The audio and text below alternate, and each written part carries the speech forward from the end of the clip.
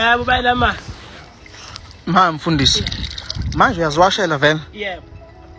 Awu ngiyadumala kakhulu mfundisi. Kanti ubumama wasekhaya? Wahamba. Owahamba. Wathi selesihlanye lo yalo phiwe nje. Imali mfundisi kanti wagcotshwa kanjani ungena nkosikazi? Ngagcotshwa ekhona manje kunebhasi lokhanjela. Nebhadi lokhanjela. Wesithathu le. Wesithathu. Omunye kwangwale eTranskai. Mfundisi. Ibhasi lokhanjela likhona kazi. Kubuhlungu mfundisi ukuzwa lokho. Lo nto leyo ngiyithandazela ngempela yenziwayo. Imali khona la ungenzi khona kahle mhlawumbe. Ngazi ngoba abasho ukuthi nokuthi asekuthanda ngomuntu obe engasekho. Wena mawucabanga khona ongakwenzi kahle.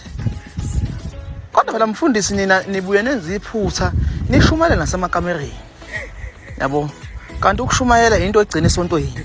Mawufika lapha ekamereni uba ubaba. Ubaba mfundisi. Mfundisi. So wena awucabanga mhlawumbe lo phuthu uyalenza ngeke amakhosikazi ahamba azabe mathathu. Ka4 usho. Ngeke mfundisi. Ka4 ukuthi bengikhibela nasekamereni. Wenza wethu mina igama lami Usizi aka Nkosi Admin. Ngiyafisa ukuthi ngizwe umbono wakho novo lwakho ongaludaba ke elwayo ke lenceko noma ke lwakhe lo mfundisi ke obuya ke eziwashela wengane zawethu lensizwa kade imshutha ke le video ikhombisa ke ukuzwelana naye. Saziye wengane zawethu mina ngifisa ukuthi ngizwe uvo lwakho nombono wakho hlanga pha kwi comment section.